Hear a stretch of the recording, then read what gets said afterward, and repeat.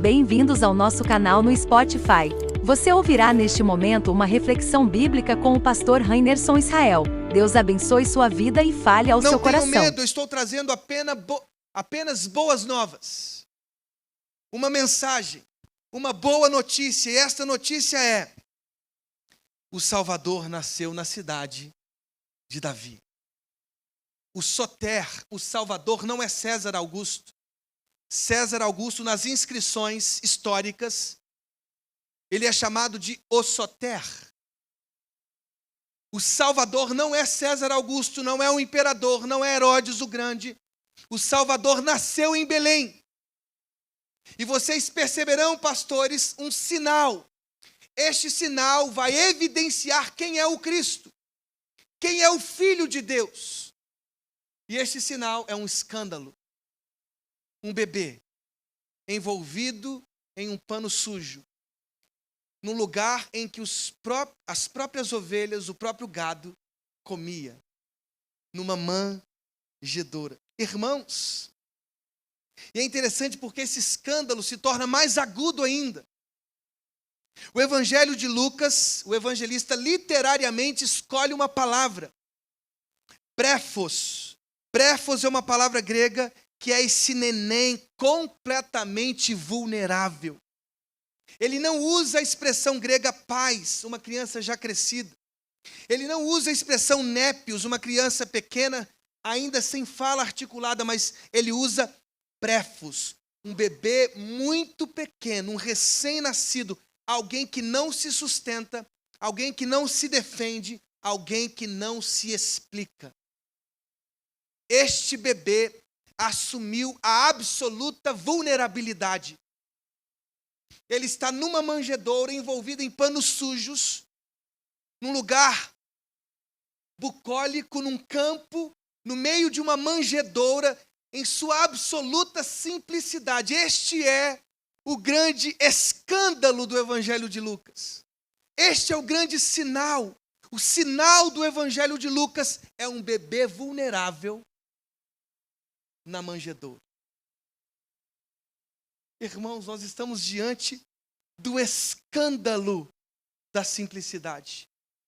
Um Deus que resolveu, em sua absoluta soberania, em sua plena liberdade, no exercício da sua plena liberdade, se envolver de um corpo frágil, ao assumir a simplicidade de um bebê campesino envolvido em um corpo frágil. Agora, irmãos, se o escândalo é a simplicidade, se o sinal é a simplicidade, nós precisamos compreender o que não é simplicidade para enxergarmos qual é o apelo do Evangelho. Nós precisamos entender o que não é, irmãos, simplicidade. Porque o Evangelho é um convite. É uma mão simples tocando na porta da sua vida, na porta da sua existência, chamando você à simplicidade. Bem, simplicidade não é pobreza romantizada. Houve uma teologia muito famosa no Brasil, na América Latina, que quase que convidava uma espécie de conversão sociológica, ou seja, ser cristão é ser pobre. Nem tanto ao mar, como é que diz? Nem tanto ao mar, nem tanto ao quê? Eu não estou ouvindo. Nem tanto ao mar, nem tanto à terra. Existe uma teologia venal, perigosa, especialmente dentro da igreja evangélica, que é a teologia da prosperidade. Ou seja, os sinais da justificação é a riqueza.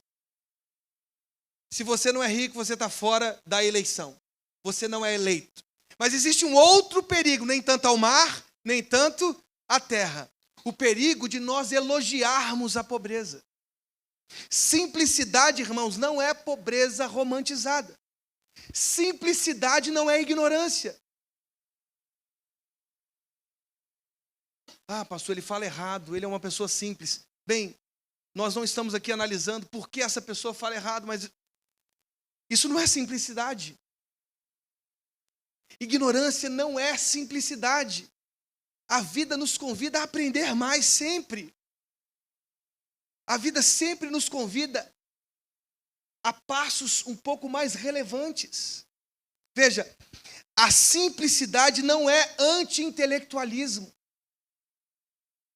Hoje estamos vivendo em uma geração tudóloga. Conhece essa geração? Eles sabem de tudo. Eles despejam seus comentários sobre todas as matérias. Ele é crítico da política, ele é crítico da educação, ele é crítico da teologia. Tudólogos. Eles comentam tudo, eles sabem de tudo. E normalmente eles espalham ignorâncias em todos estes aspectos. Veja, isso não é simplicidade. Desorganização não é simplicidade. Uma pessoa tão simples, desorganizada. Não. Desorganização não é simplicidade. É possível ser simples e ser organizado. É possível ser simples e crescer culturalmente. É possível ser simples e galgar espaços novos na vida profissional. É possível ser simples e ter pós-graduação. É possível. Não confunda simplicidade com tudo isso que eu acabei de dizer. Simplicidade não é mediocridade espiritual. Irmãos, Deus não rejeita a inteligência, Deus não rejeita a cultura, Deus não exalta a miséria sociológica. Agora você precisa entender o grande escândalo da simplicidade. Quem estava ali na manjedoura? Porque nós estamos refletindo justamente sobre aquele eterno que se deitou na manjedoura. Preste bem atenção, a revelação que nós temos na manjedoura é de um Deus que estava no trono e agora estava na manjedoura. E ele continuou o mesmo. Ele estava no trono e agora ele estava na vulnerabilidade de um bebê, na manjedoura. E ele continuou, irmãos, sendo o mesmo. Eu vou falar uma palavra aqui, não se assustem. Não temas. Não se assustem. Mas uma das coisas centrais da fé cristã é a união hipostática. Não tenham medo. Fiquem calmos. É a união das duas naturezas de Jesus. Uma das declarações mais escandalosas do Evangelho é que Deus, em Cristo Jesus, revestiu-se da humanidade. Jesus revestiu-se das duas naturezas completas, divina e humana. Duas naturezas numa única pessoa, hipóstases. Por isso, hipostática. A natureza humana e divina se uniram na pessoa de Cristo. E esta afirmação é uma afirmação milenar. Todos os grandes concílios, toda boa teologia, toda boa igreja precisa afirmar a união das naturezas humana e divina na pessoa de Jesus. Agora, muito mais, irmãos, aí nós precisamos entender, muito mais do que uma compreensão do ser de Jesus. Nós temos ali na manjedoura algo mais profundo.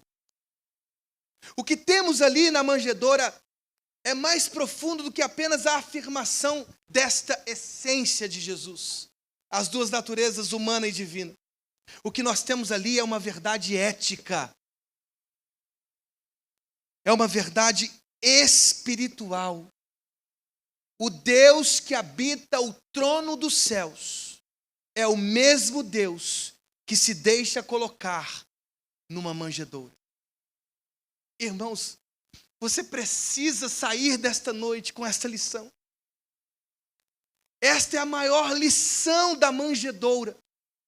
O Deus que habita o trono dos céus é o mesmo Deus que se deixa colocar numa manjedoura.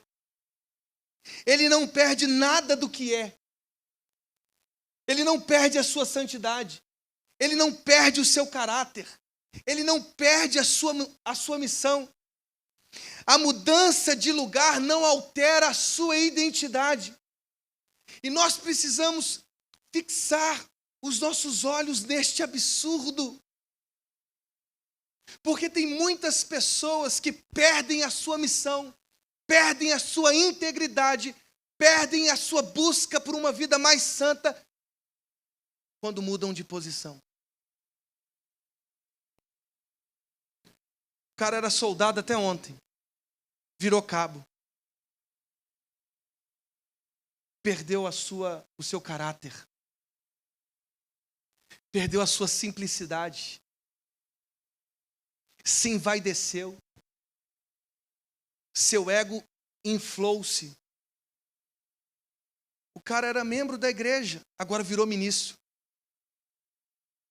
Agora ele olha as pessoas de cima para baixo.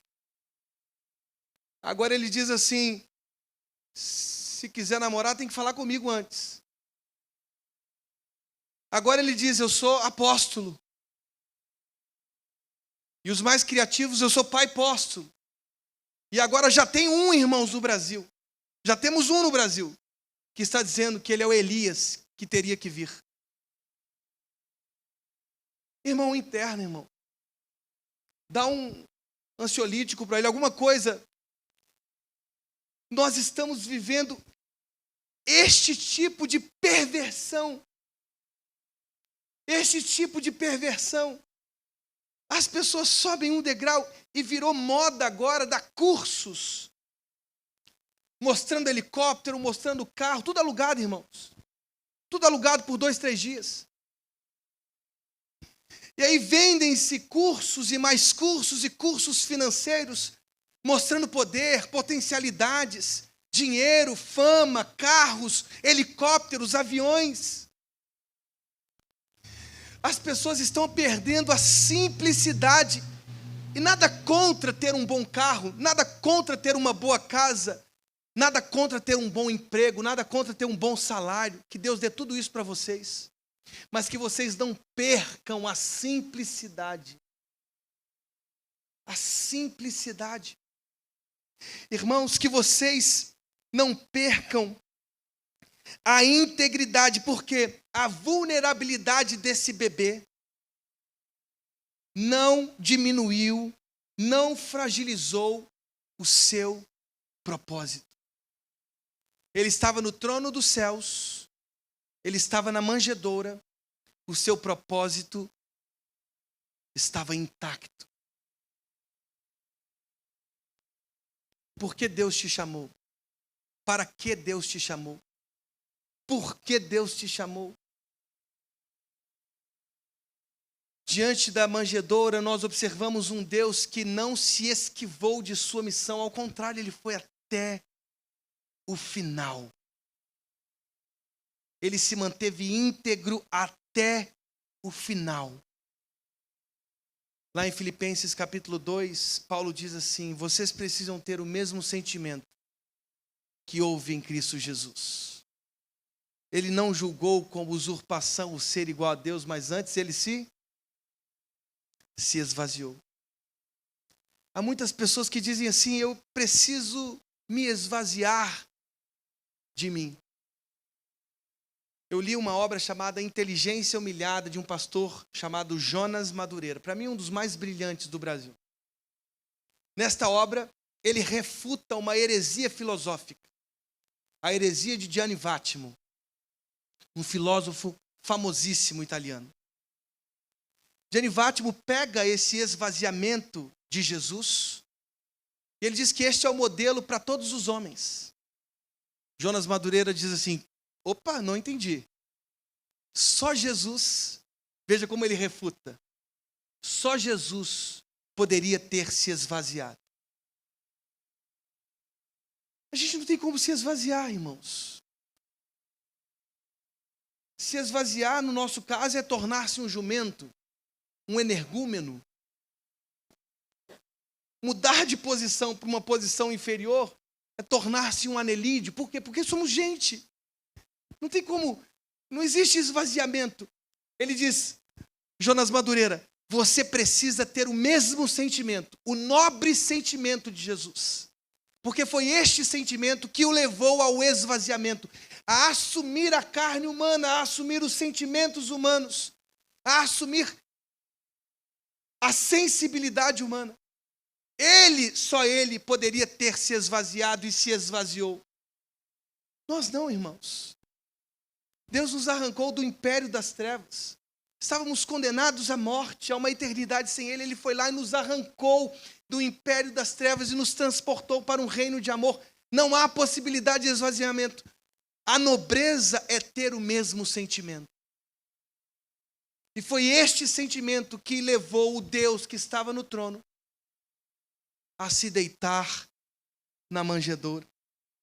A pobreza do cenário, os pastores, o campo, a manjedoura, os animais, não empobreceu a sua missão. Quantas pessoas que dão tantas desculpas para a sua própria condição e situação. Irmãos, uma das coisas mais lindas que Paulo falou aos Filipenses no capítulo 4, foi quando ele disse aos Filipenses, eu posso ter em abundância, e eu posso também experimentar escassez. Eu posso todas as coisas naquele que me fortalece. Não obstante aos cenários, a despeito de todas as possíveis circunstâncias que nós enfrentamos, vivenciamos, não há desculpas, irmãos, para mudar a missão, para mudar o propósito, para perder o caráter. Se você está lá no Supremo Tribunal Federal, ou se você está numa vara comum, não importa, onde Deus colocou você, que o seu coração esteja íntegro, que a sua simplicidade não mude, não altere. A minha oração é para que os jovens que estão aqui, todos os jovens, ouçam aqui, jovens, estudem. Esfolem os olhos de vocês em livros. Leiam muitos livros. Consuma livros. Aprenda, estude, se esforce. Não seja um aluno medíocre, não seja um aluno nota 5. Expanda a sua consciência, cresça, aprenda. Se envolva com os estudos. Faça uma boa universidade. Faça um mestrado, faça um doutorado. Seja amanhã um professor universitário. Seja amanhã um senador da República. Ocupe um cargo no Supremo Tribunal Federal. Seja o presidente desse país. Mas não perca o caráter. Porque há pessoas que saíram de um lugar e agora estão no STF. E porque estão lá, são tiranos. Porque estão lá, perderam o caráter. Porque estão lá, estão envolvidos em negócios escusos. Em escândalos bilionários, milionários de banco para lá. Não perca o seu caráter, dê o seu melhor. Só há um caminho para o sucesso. Estudo. Estudo. Faça uma pós-graduação, melhore o seu currículo, aprenda uma nova língua, vá para um outro país. Não. Faça o seu melhor, mas não se esqueça da lição da manjedoura. Na manjedoura, o Eterno se deitou. Aquele que sempre ocupou, de eternidade em eternidade, o trono. Permitiu-se deitar na manjedoura. Na simplicidade de um curral. Não perdeu o seu caráter, não perdeu a sua missão, não perdeu a sua glória. Mostrou-se absolutamente vulnerável. Isto é simplicidade. Que o escândalo da manjedoura nos ensine sobre a simplicidade. Em nome de Jesus. Amém.